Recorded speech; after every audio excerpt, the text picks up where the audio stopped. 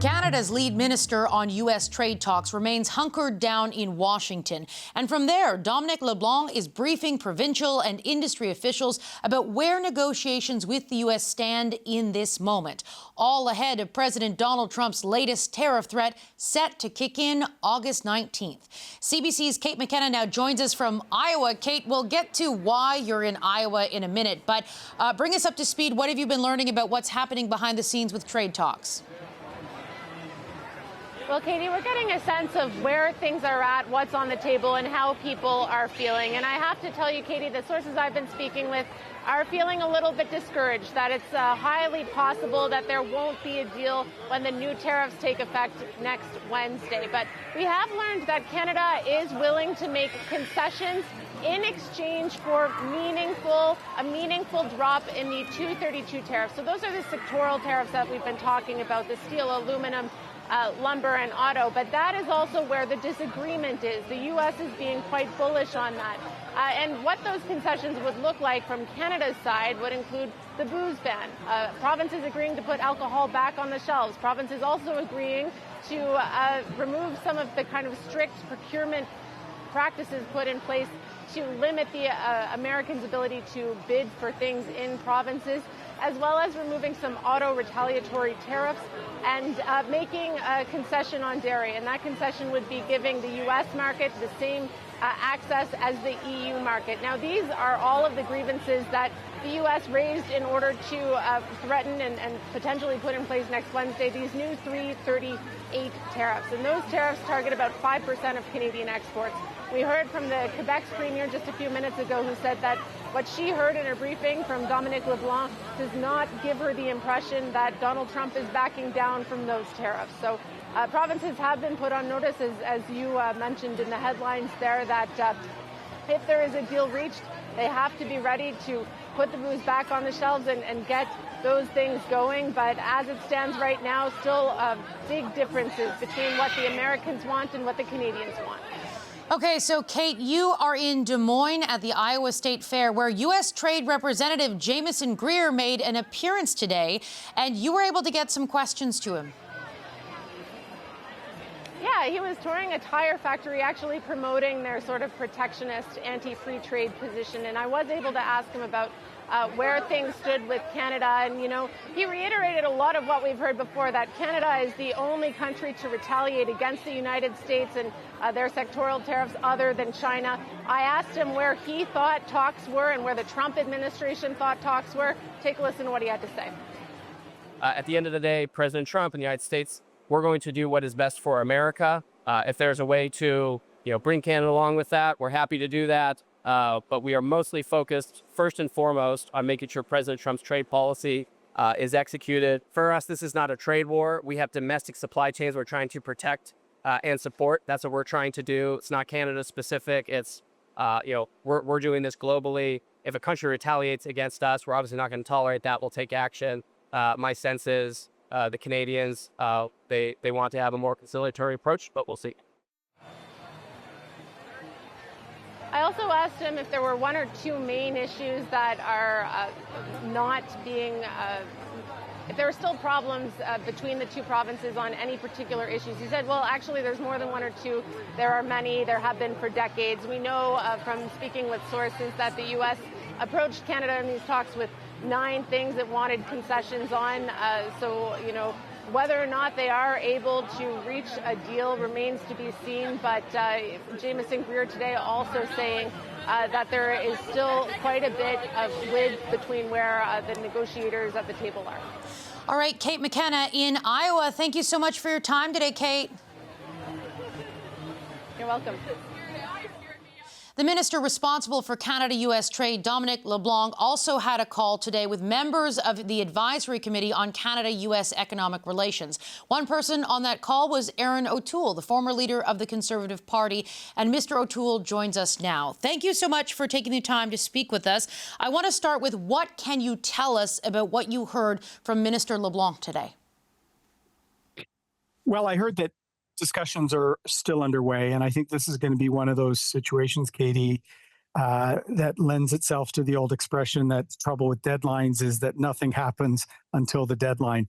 I do think we've established that Canada is going to be taking the new 338 tariffs and their implementation on August 19th very, very seriously. You've heard the word the cliff that we'd go over if the U.S. imposed yet another set of tariffs on $30 billion worth of our exports. So I think we're in serious dialogue, but I think the parties are still fairly far apart. So while there's optimism in terms of talking and a willingness to look at a deal of some sort, we're still quite a ways apart, and it may come down to the final days. The way you're describing this what you've learned today, and I know you can't get into specific details, but it does not sound like you're particularly optimistic in this moment, because you're talking about Canada taking things seriously if that new threat does come into force, and sort of concern there. Am I right to sort of take that in this moment there's not a lot of optimism? I'm always optimistic, Katie. You should remember me. I'm the optimistic conservative guy. I'm a little worried because I do hear Trade Representative Greer using this example of China and Canada being the retaliatory. That's not really a fair statement. Prime Minister Carney removed most of the dollar-for-dollar retaliatory measures long ago. The alcohol decision by several provinces is an irritant to them for sure. That's not the federal government's doing, and that's really a result of the unfairness and really, quite frankly, disappointment we have with our neighbor. There are some battles over auto and some specific unfairness the U.S. is applying, not respecting the tradition of both NAFTA, CUSMA, to have an integrated North American auto and auto parts industry. But really, we're not retaliating. We've been living with the new reality of tariffs under Trump administration. So I hope if we can add energy security, some partnerships, and the ability to help the U.S. economy where they're lagging in terms of shipbuilding, for example, and more aluminum. Why are they tariffing something that they need desperately as they're trying to rebuild their military in a dangerous world? So I do think we're making progress in terms of looking at all aspects of the economy, but it may be only in the last hours when you start to see the real final position the Americans have. Because right now, what they're offering is not sufficient, and it shouldn't be. We shouldn't make any agreement unless it respects all our workers and comes up with a deal that we can both live with. You talked about the cliff moment. If these new 50% tariffs on about $28 billion worth of Canadian goods, if it comes into effect, the way you described it, it sounds like, do you have a better sense of what Canada's response to that will be, what retaliation might look like? Is it more stick or more carrot?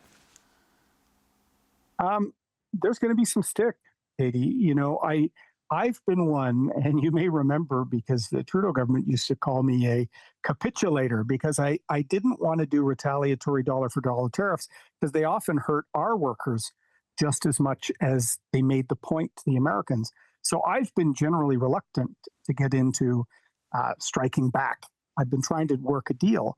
But the 338s, this would be an impact on $30 billion worth of more exports, a range of products. It was really targeted. RBC has said it would hit our GDP by almost half a point. So we're talking, almost $20 billion. So for a country like Canada, on top of what we've been living with. So I think the word cliff is a good one. I think this tariff tit for tat, driving up tariff rates is not the way to go, but the U.S. has started this.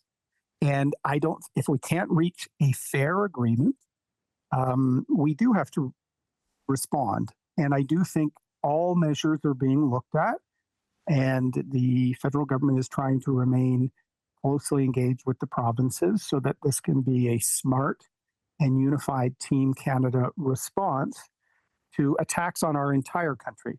And so I'm sad we're here, but that's where we're at, Katie. Do you have any specific examples of what's under consideration for the stick sort of response if it gets to that point on Wednesday?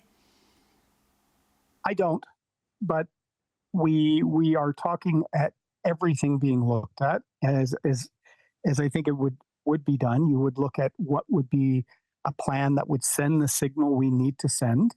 The 338s are yet another form of trade aggression by our traditional partner that we've had an integrated relationship with on trade since the 1960s.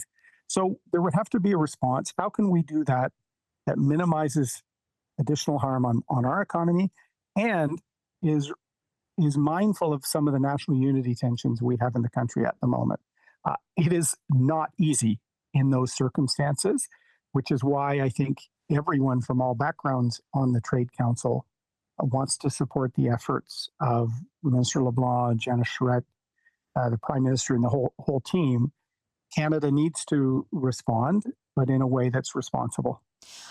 In some examples of how the Trump administration has approached negotiations, whether it's related to trade or other sort of interactions with foreign countries, we've seen that the Trump administration, a well-known tactic they've used in the past is that they'll attempt to sort of, bring in additional things, changes last minute or making new demands seemingly out of the blue. Are you getting a sense whether that's something that's happening in this specific case? Not really. I do think there's an itemized list of irritants the Americans have sent to both Canada and to Mexico. Many of them are long-standing ones that have been out for many years on a range of sectors. And I do think the government has been trying to respond in turn to each of them. We have also brought some things on the table, Katie, which I think is very important. Canada is now spending 2% of GDP on defense. We are doing a lot in the Arctic after many years of not doing it. We're developing critical minerals and proposing to the Americans that we can do more for continental energy security, continental food security. If you look and see the areas they've exempted, like potash, like energy, that's an admission that the U.S. economy, to be successful, needs a vibrant partner to the north. And so is there ways we can bring more things into this discussion to show that Canada is not just a valued partner, our success can be their success. So I think we've been bringing more to the table, and that's why I hope as we get into the final days or hours before the 338 tariffs, we can reach an agreement that's fair to Canada, that respects the relationship, and will ultimately pay dividends for both countries. We're running out of time, but I just want to ask you really quickly, for Canadians who are watching this and sort of picking up on the new information you're able to provide us, what I'm taking away from this moment is that there's still a long way to go, and it's not looking particularly great, even if you want to remain optimistic. What do you think Canadians should be thinking about and preparing for in the next days ahead? Canada will weather this storm, and we're facing the storm head on and trying to navigate a course through the hurricane of the Trump administration. But let's not lose sight of the fact we are energy rich. We are a global food producer. We're a leader in technology and innovation. And there's a lot of countries around the world that want to do more with Canada. Many that have signed on to deals with the Americans months ago that are not even as good as where we're at right now. The 338s, though, will change things. And I do think that Canada will have to have a response. We have to be united as a country and strategic. And from what I've seen, and I say this as someone that criticized Liberals most of my parliamentary career, the team assembled here is doing a very good job. And I hope they can drive home a deal. I want all Canadians to know they're certainly pushing for that. All right, Erin O'Toole, thank you very much for your time today, sir. Thank you, Katie. So where does this leave things? Let's bring in the power panel. Mia Rabson is the Deputy Parliamentary Bureau Chief at the Canadian Press. Joel-Denis Bellevance is the Parliamentary Bureau Chief for La Presse. And Rob Russo is the Canada correspondent for The Economist. So off the top of the show today, we had Erin O'Toole and we had Lana Payne. Both were on this briefing call where they discussed the information that the trade team, still hunkered down in Washington, is sharing with advisors and sharing with the provinces. And even though, the provinces were given a couple signals saying, OK, be ready to act in case there is some sort of deal, the sort of overwhelming sense we are getting based on conversations with our sources, Kate McKenna leading the way on that down in the U.S. right now, and then based on those couple of interviews, the point that was really emphasized was that the parties remain far apart. There's still 5 days, but the parties remain far apart, and that this is a moment for Canada to consider, if the new tariffs come into effect, what the retaliation is going to be and to the degree of which it needs to sort of, to have an impact on the Americans. And what really stood out to me from those 2 interviews we did was the understanding or the message to Canadians that there really needs to be, a moment to retaliate. That was the thing that both of them sort of emphasized. Rob, given everything we're sort of talking about right now and the trickle of information that's coming out, what do you make of sort of this moment? Are they talking? Do they continue to talk? If they continue to talk, I think that that's probably a good sign. In every trade negotiation, it always comes down to the final hours. And then in this context, no matter what they agree to, no matter how satisfied both sides might be, it's always going to come down to Donald Trump and to a certain extent Mark Carney as well. But we all know that the X factor is Mr. Trump. What did we learn today? We learned 2 or 3 things, I thought. Number one, for me, astonishing, Jamieson Greer speaks a passable French. He does. He sure does. And took the question. Tony Blinken, Secretary of State, spoke Parisian French and didn't like to do it, and yet there's Jamieson Greer doing it. Number 2, Mr. Greer said that we are not in a trade war, and yet if you look at the Canadian economy, it's littered with casualties already from this war, and I do remember Trump saying that he was going to use tariffs as coercion in order to get us to consider becoming the 51st state. He says that the U.S. has the right to punish Canada with tariffs, and then we better not think about the same thing. So that suggests to me that the United States doesn't believe that we have the right to retaliate, which is astonishing. I mean, for the last, year and a half, we have been essentially violated via every orifice with a 6-inch long razor-sharp sort of needles on a wire brush, and we don't have the right to retaliate. Who knew? Who knew? It is as if Donald Trump wants to say, please, sir, may we have another? May we have another tariff? May we have that's sort of the mentality. G.D., what do you make of this moment? Well, there's supposed to be, at some point, maybe some proposals put forward to the president, maybe on Monday, maybe on Tuesday, but before the D-Day, if I may say, the tariff day of the August of the 19th. And it will depend what mood he's in, and that will depend the next move of Canada and the kind of discussions we're having. But you're right about the tone, Mr. O'Toole, and in a funny way, Bernard Drinville, the Quebec Minister of the Economy, was part of the phone calls and he rushed to announce that both parties were far apart, that a deal does not look very, promising, and we should prepare for tariffs on Wednesday the 19th. He's the minister in charge of the Quebec economy, and he said that, and I just fell off my chair when I heard that. His tone was the same as Mr. O'Toole, not that optimistic that we can reach a deal. So this is a really uplifting Friday power panel here at the CBC. Mia, what do you make of all this as the information starts to sort of become public and Canadians learn about, just sort of at least the sense right now that things are still far apart? I think Canadians are starting to grow a bit used to some of this. I mean, we've been dealing with these ongoing negotiations and talks for more than a year and a half now. But to some extent, this is where they really get it gets real.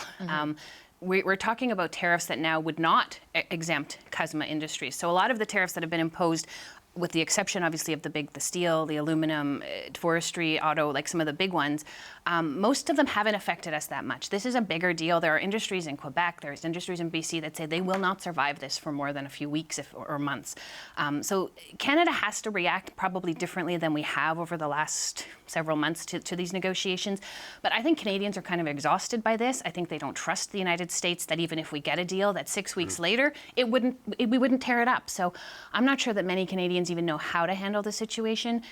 It'll be interesting to see what the government does if we do end up with tariffs next week.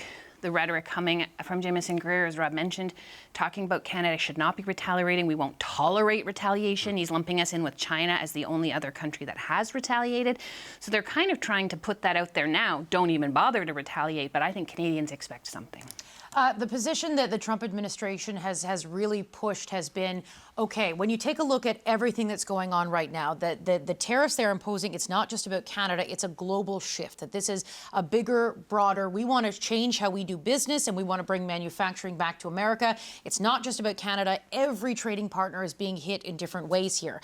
And so when the Trump administration, we've heard from Jameson Greer, and we've heard from others as well within the Trump administration, they single out Canada and China because they are the only two that have retaliated. And in the past, when I've spoken with former advisors to Prime Minister Justin Trudeau, when other countries did not retaliate, Canada was sort of left on this island that sort of Canada becomes the example. Do you think that, Canadians should brace for things, Rob, to get worse before they get better because the Americans are looking to make an example of Canada?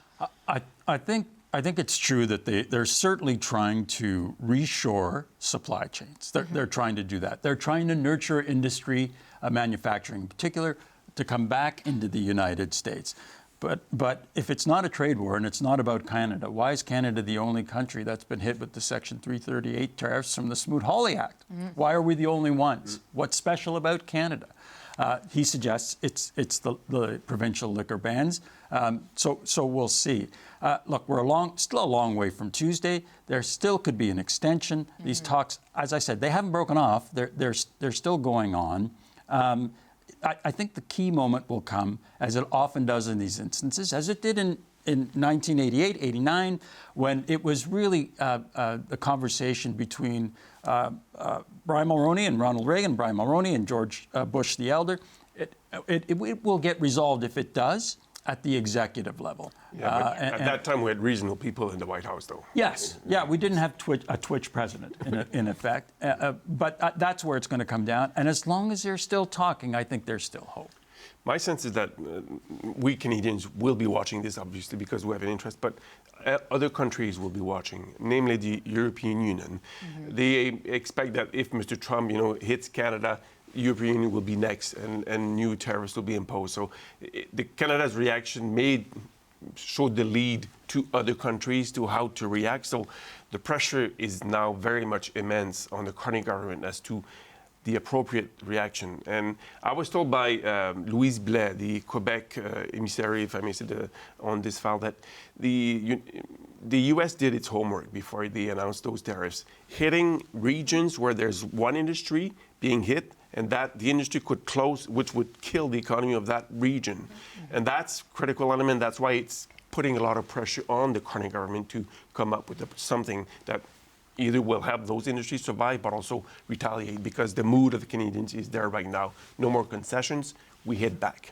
It's also possible the United States learned from Canada on doing that, because if I remember right, our last retaliation was very targeted. We didn't just go after certain things. We went after bourbon in Mitch McConnell's district, and ketchup and chocolate in places that people who have the ear of the president might actually start to feel it. So they might have learned some of that from us, but they absolutely chose these industries on purpose. And the thing is the United States is the Goliath in this conversation. Canada isn't going to be able to withstand it for forever. I think Canada's been banking on the American economy taking a hit. That hasn't entirely happened. You might see signs of cracks here and there, but it's been remarkably resilient. They do have midterms coming up, so we might hope for some domestic politics to get in the way of this as well. Rob, you're a former Washington bureau chief. History would have this being a very difficult election cycle for the president. Right now, the Republicans have control of both the House and the Senate. But I'm curious to get a sense of what you think of, where the midterms might be headed, whether you think there's some trouble ahead for President Donald Trump, and whether that might be something that Canada can look to for an ally if Democrats take control maybe of the House. A couple of things. I think the Prime Minister certainly has political capital to spend. If he needs to make a deal that might not be popular with an angry and aroused Canadian populace, he has some political capital to do that. Donald Trump has no political capital. However, the danger for Canada between now and the midterms is that Mr. Trump could effectively campaign against Canada in swing states like Wisconsin, where dairy is an issue, Michigan perhaps, some parts of Michigan, some parts of Pennsylvania, and Ohio, where the auto industry jobs might be appealing to blue-collar to voters there. I think that Canada for a long, long time put a lot of stock in the notion that the midterms would save us. I agree with that. I could not agree with that more. And as a result, not to get all pointy. I think that we were like Fred Flintstone with our bare feet on the bottom of the car, trying to drag it to a stop, and the United States got wise to it, which is why they came up with this this sort of doomsday clock of August 19th. And even if it happens, even if the polls are correct, and there is a loss, particularly in the House, nobody should expect that Donald Trump is going to bend a knee to a Democratic House. He will be angry, he will be vexed, and he could take it out on countries like Canada if that happens. I'm also not convinced. I know that Donald Trump's approval ratings at a national level are extremely low. I understand that he is engaged in a war that he started that is deeply unpopular. I recognize that gas prices are incredibly high in the United States, for the United States, and he had campaigned on promising to bring people lower, the cost of living to lower it.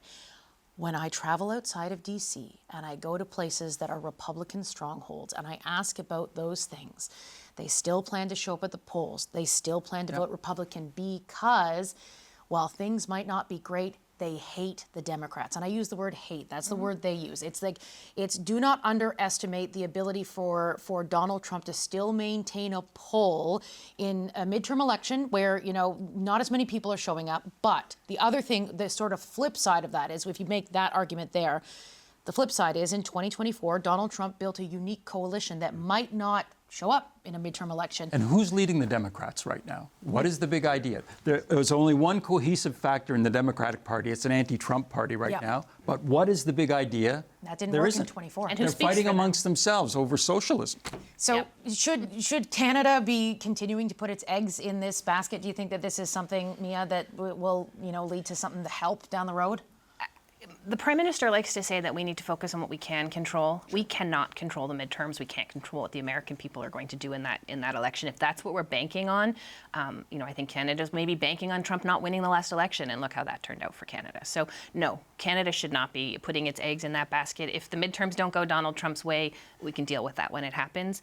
We have a deadline in 5 days that we have to deal with that is going to be potentially catastrophic for some communities in Canada. Canada was dragging its heels. It was not talking. It wasn't coming to the table. Mexico and the United States have been having these formal talks for quite a while. When did we actually start these talks? When they put these tariffs They put these tariffs on the table. It got Canada back to the table. It got Canada talking. So the United States, I think, knew what it was doing.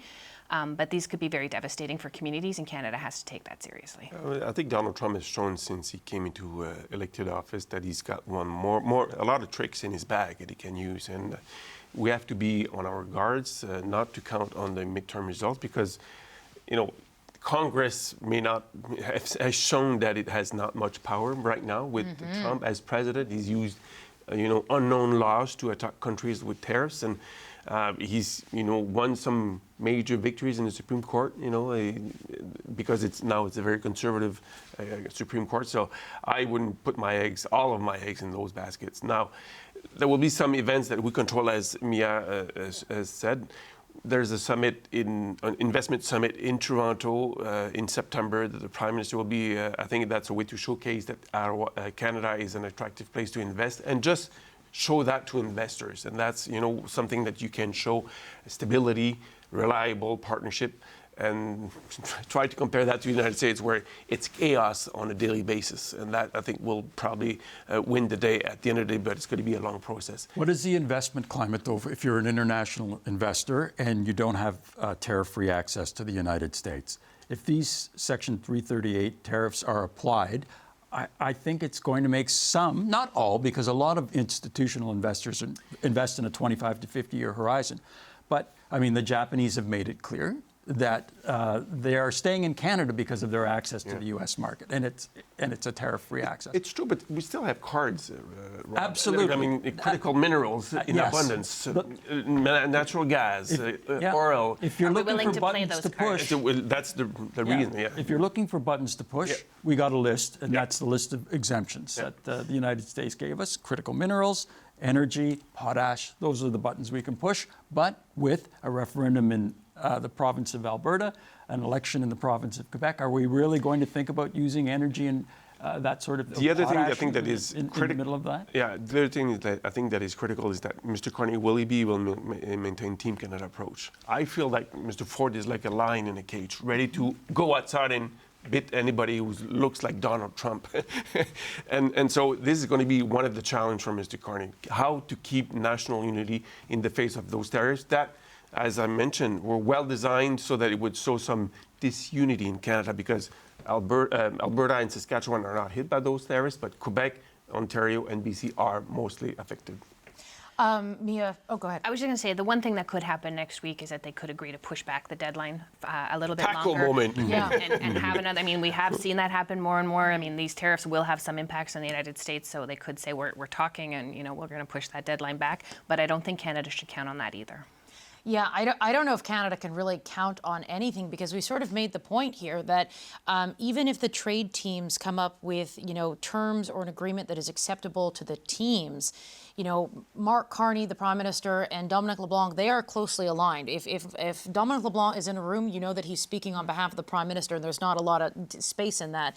Whereas for Donald Trump, do you think the relationship there is the same between Jameson Greer and Donald Trump? Absolutely not. And, depending on who's in the Oval Office with Trump when the proposal is presented, who has his ear in that moment, something that has been pointed out to me by former people when Justin Trudeau was Prime Minister, former staffers there, is that they had some allies they could count on in the Oval Office.